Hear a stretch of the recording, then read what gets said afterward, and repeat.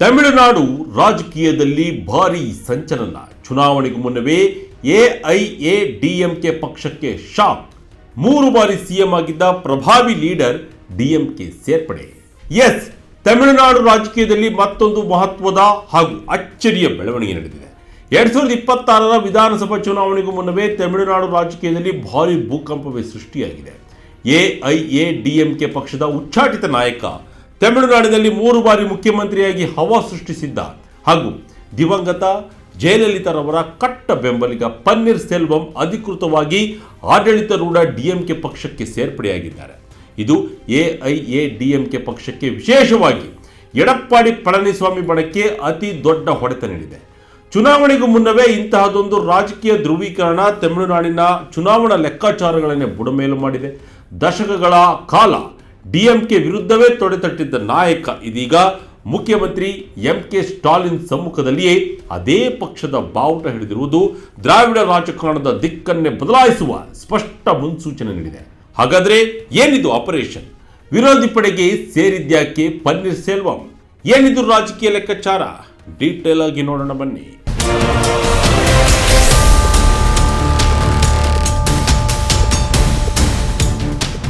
ಅಧಿಕೃತವಾಗಿ ಡಿಎಂಕೆಗೆ ಪನ್ನೀರ್ ಸೆಲ್ವಂ ಸೇರ್ಪಡೆ. ಮಾಜಿ ಸಿಎಂ ಸೇರ್ಪಡೆಗೆ ಎಂಕೆ ಸ್ಟಾಲಿನ್ ಖುಷ್.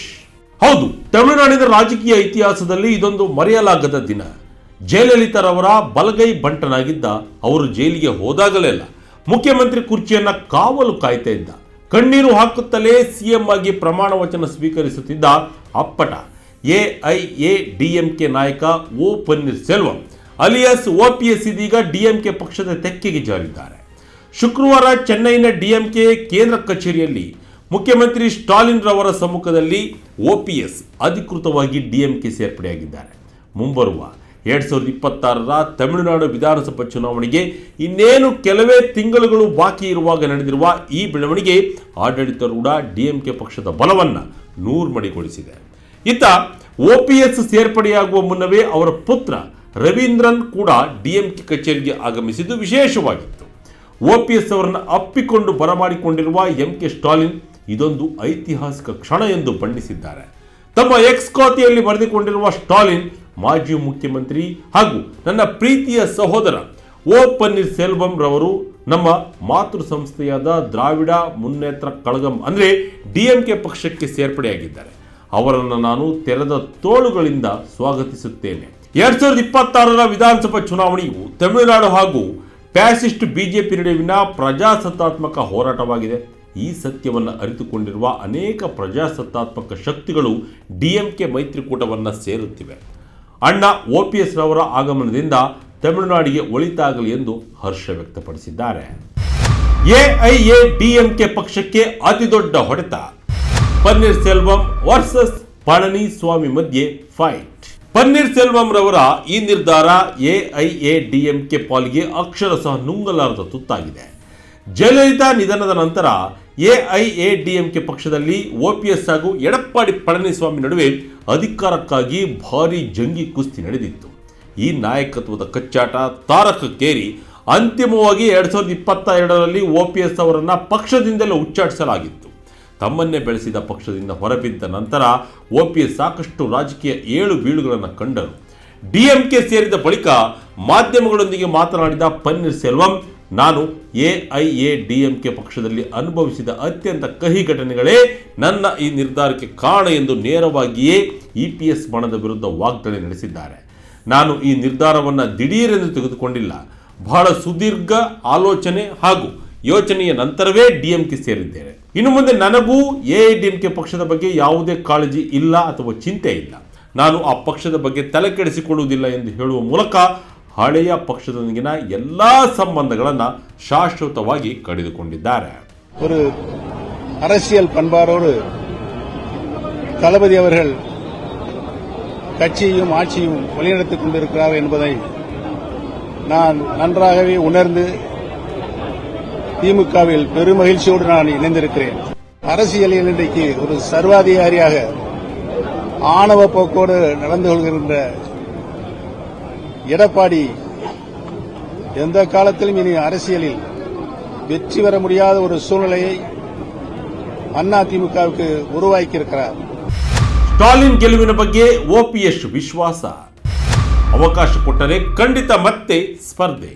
ಕೇವಲ ಡಿಎಂಕೆ ಸೇರುವುದಷ್ಟೇ ಅಲ್ಲ, ಎಂಕೆ ಸ್ಟಾಲಿನ್ ಅವರ ಆಡಳಿತವನ್ನು ಮುಕ್ತ ಕಂಠದಿಂದ ಶ್ಲಾಘಿಸಿರುವ ಓಪಿಎಸ್ 2026ರಲ್ಲಿ ಡಿಎಂಕೆ ಮತ್ತೆ ಅಧಿಕಾರಕ್ಕೆ ಬರುವುದು ನಿಶ್ಚಿತ ಎಂದು ಭವಿಷ್ಯ ನುಡಿದಿದ್ದಾರೆ. ಮುಂದಿನ ಚುನಾವಣೆಯಲ್ಲಿ ಡಿಎಂಕೆ ಪಕ್ಷಕ್ಕೆ ಪ್ರಬಲವಾದ ಎದುರಾಳಿಯೇ ಇಲ್ಲ. ಸ್ಟಾಲಿನ್ ರವರು ಮತ್ತೊಮ್ಮೆ ಮುಖ್ಯಮಂತ್ರಿಯಾಗುವುದು ಸೂರ್ಯ ಚಂದ್ರರಷ್ಟೇ ಸತ್ಯ. ಒಂದು ವೇಳೆ ದಳಪತಿಯವರು ನನಗೆ ಅವಕಾಶ ನೀಡಿದರೆ ಮುಂಬರುವ ವಿಧಾನಸಭೆ ಚುನಾವಣೆಯಲ್ಲಿ ನಾನು ಖಂಡಿತ ಸ್ಪರ್ಧಿಸುತ್ತೇನೆ ಎಂದು ತಮ್ಮ ಮುಂದಿನ ರಾಜಕೀಯ ಮಹತ್ವಾಕಾಂಕ್ಷೆಯನ್ನು ಬಿಚ್ಚಿಟ್ಟಿದ್ದಾರೆ. ತಮ್ಮ ನಿರ್ಧಾರಕ್ಕೆ ಜನರಿಂದ ಅದ್ಭುತ ಪ್ರತಿಕ್ರಿಯೆ ವ್ಯಕ್ತವಾಗುತ್ತಿದೆ ಎಂದಿರುವ ಓಪಿಎಸ್, ಬೆಳಗ್ಗೆ 5 ಗಂಟೆಯಿಂದಲೇ ನನಗೆ 1000ಕ್ಕೂ ಹೆಚ್ಚು ಕರೆಗಳು ಬಂದಿವೆ. ಎಲ್ಲರೂ ನನ್ನ ನಿರ್ಧಾರವನ್ನು ಸ್ವಾಗತಿಸಿ ಅಭಿನಂದಿಸಿದ್ದಾರೆ ಎಂದು ಸಂತಸ ಹಂಚಿಕೊಂಡಿದ್ದಾರೆ. ಮೊದಲೇ ಗೊತ್ತಾಗಿತ್ತು ಡಿಎಂಕೆ ಸೇರುವ ಸುಳಿವು. ಪಳನಿಸ್ವಾಮಿ ಸೇಡಿಗೆ ಡಿಎಂಕೆ ಸೇರ್ಪಡೆ. ಅಂದಹಾಗೆ ಓಪಿಎಸ್ ರವರು ಡಿಎಂಕೆ ಸೇರುತ್ತಾರೆ ಎಂಬ ವದಂತಿಗಳು ಫೆಬ್ರವರಿ 20ರಂದೇ ಶುರುವಾಗಿತ್ತು. ಅಂದು ಮುಖ್ಯಮಂತ್ರಿ ಸ್ಟಾಲಿನ್ ಅವರನ್ನ ಓಪಿಎಸ್ ಭೇಟಿಯಾಗಿದ್ದರು. ಭೇಟಿಯ ಬಳಿಕ ಮಾತನಾಡಿದ್ದ ಅವರು, ಮುಖ್ಯಮಂತ್ರಿಗಳ 5 ವರ್ಷಗಳ ಉತ್ತಮ ಆಡಳಿತ ಜನರ ಮನಸ್ಸಿನಲ್ಲಿ ಅಚ್ಚಳಿಯದೆ ಉಳಿದಿದೆ. ಡಿಎಂಕೆ ಮತ್ತು ಅಧಿಕಾರಕ್ಕೆ ಬರುವ ಅವಕಾಶವಿದೆ ಎಂದಿದ್ದರು. ಇದಾದ ಮರುದಿನವೇ ಡಿಎಂಕೆ ಮೈತ್ರಿಕೂಟದ ಎಂಡಿಎಂಕೆ ಮುಖ್ಯಸ್ಥ ವೈಕೋರವರು ಪನ್ನೀರ್ ಸೆಲ್ವಂ ಅವರಿಗೆ ಈಗಲಾದರೂ ಜ್ಞಾನೋದಯವಾಗಿದೆ, ಅವರು ಡಿಎಂಕೆ ಸೇರುವ ಸುಳಿವು ನೀಡಿದ್ದಾರೆ ಎಂದು ಹೇಳಿದ್ದರು. ಅದು ಈಗ ನಿಜವಾಗಿದೆ. ಡಿಎಂಕೆ ಸೇರುವ ಕೆಲವೇ ದಿನಗಳ ಮೊದಲು ಎಐಎಡಿಎಂಕೆ ಪ್ರಧಾನ ಕಾರ್ಯದರ್ಶಿ ಎಡಪ್ಪಾಡಿ ಪಳನಿಸ್ವಾಮಿ ವಿರುದ್ಧ ಓಪಿಎಸ್ ತೀವ್ರ ವಾಗ್ದಾಳಿ ನಡೆಸಿದರು. ಎಐಎಡಿಎಂಕೆ ಪಕ್ಷದ ಉಪನಿಯಮಗಳನ್ನು ಇಪಿಎಸ್ ಬದಲಾಯಿಸಿರುವುದನ್ನು ಪ್ರಶ್ನಿಸಿದ್ದ ಅವರು, ಎಂಜಿ ರಾಮಚಂದ್ರನ್ ಅವರು ಈ ಪಕ್ಷವನ್ನು ಕಟ್ಟಿ ನಿಯಮಗಳನ್ನು ಬರೆದಿದ್ದಾರೆ, ಅದನ್ನು ಬದಲಾಯಿಸಲು ಇವರು ಯಾರು? ನಾನು ಶಾಸಕನಾಗಿದ್ದೆ, ಸಿಎಂ ಆಗಿದ್ದೆ, ಪಕ್ಷದ ಸಂಚಾಲಕನಾಗಿದ್ದೆ. ನಾನು ಮಾಡಿದ ತಪ್ಪಾದರೂ ಏನು? ಒಬ್ಬನೇ ಒಬ್ಬ ಕಾರ್ಯಕರ್ತನ ಮೇಲೆ ನಾನು ಕೈ ಮಾಡಿದ್ದೇನಾ? ನಾನು ಮಾಡಿದ ತಪ್ಪೇನು ಎಂದು ಸಾಬೀತುಪಡಿಸಿದರೆ ನಾನು ರಾಜಕೀಯದಿಂದಲೇ ನಿವೃತ್ತಿ ಪಡೆಯುತ್ತೇನೆ ಎಂದು ಸವಾಲು ಹಾಕಿದರು. ಈಗ ಅದೇ ಸೇಡಿನ ಕಿಚ್ಚು ಅವರನ್ನ ಡಿಎಂಕೆ ಪಾಳ್ಯಕ್ಕೆ ತಂದು ನಿಲ್ಲಿಸಿದೆ.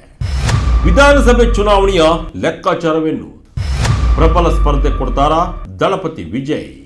ಓಪಿಎಸ್ ರವರ ಈ ನಡೆ 2026ರ ಮೊದಲಾರ್ಧದಲ್ಲಿ ನಡೆಯಲಿರುವ 234 ಸದಸ್ಯ ಬಲದ ತಮಿಳುನಾಡು ವಿಧಾನಸಭಾ ಚುನಾವಣೆಯ ಸ್ವರೂಪವನ್ನೇ ಬದಲಾಯಿಸಿದೆ. ಎಂಕೆ ಸ್ಟಾಲಿನ್ ನೇತೃತ್ವದ ಮೈತ್ರಿಕೂಟವು ತನ್ನ ದ್ರಾವಿಡಿಯನ್ ಮಾಡೆಲ್ 2.0 ಆಧಾರದ ಮೇಲೆ ಸತತ 2ನೇ ಬಾರಿಗೆ ಅಧಿಕಾರ ಹಿಡಿಯುವ ಉತ್ಸಾಹದಲ್ಲಿದೆ. ಮತ್ತೊಂದೆಡೆ ಒಳಜಗಳಗಳಿಂದ ಹೈರಾಣಾಗಿರುವ ಎಐಎಡಿಎಂಕೆ ಹಾಗೂ ಬಿಜೆಪಿ ಮೈತ್ರಿಕೂಟವು ತನ್ನ ನೆಲೆ ಕಳೆದುಕೊಳ್ಳಲು ಪರದಾಡುತ್ತಿದೆ.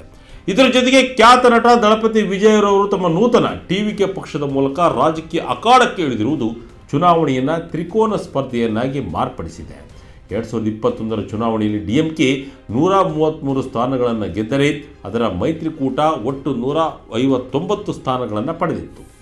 ಎನ್ಡಿಎ ಮೈತ್ರಿಕೂಟ 75 ಸ್ಥಾನಗಳನ್ನು ಪಡೆದಿದ್ದು ಅದರಲ್ಲಿ ಎಐಎಡಿಎಂಕೆ 66 ಸ್ಥಾನಗಳನ್ನು ಗೆದ್ದುಕೊಂಡಿತ್ತು. ಇದೀಗ ಓಪಿಎಸ್ ಡಿಎಂಕೆ ಸೇರುವುದರಿಂದ ತೇವರ ಸಮುದಾಯದ ಮತಗಳು ಡಿಎಂಕೆ ಪಾಲಾಗುವ ಸಾಧ್ಯತೆ ದಟ್ಟವಾಗಿದೆ.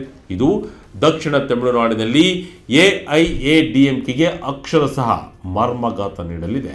ಒಟ್ಟಿನಲ್ಲಿ ರಾಜಕೀಯದಲ್ಲಿ ಯಾರೂ ಶಾಶ್ವತ ಶತ್ರುಗಳಲ್ಲ, ಯಾರೂ ಶಾಶ್ವತ ಮಿತ್ರರೂ ಅಲ್ಲ ಎಂಬ ಮಾತು ತಮಿಳುನಾಡಿನಲ್ಲಿ ಮತ್ತೊಮ್ಮೆ ಸಾಬೀತಾಗಿದೆ. ದಿವಂಗತ ಜಯಲಲಿತಾರವರ ಪರಮ ಭಕ್ತರಾಗಿದ್ದ ಓಪಿಎಸ್ ಇಂದು ಸ್ಟಾಲಿನ್ ರವರ ಪಕ್ಷ ಸೇರಿದ್ದಾರೆ. ಎಡಪ್ಪಾಡಿ ಪಳನಿಸ್ವಾಮಿ ಮೇಲಿನ ಸಿಟ್ಟು ಎಐಎಡಿಎಂಕೆ ಪಕ್ಷದ ಮೇಲಿನ ಸೇಡಾಗಿ ಬದಲಾಗಿದ್ದು, ಈ ರಾಜಕೀಯ ಮೇಲಾಟ 2026ರ ಚುನಾವಣೆಯಲ್ಲಿ ಡಿಎಂಕೆ ಪಕ್ಷಕ್ಕೆ ಎಷ್ಟು ಲಾಭ ತಂದುಕೊಡಲಿದೆ?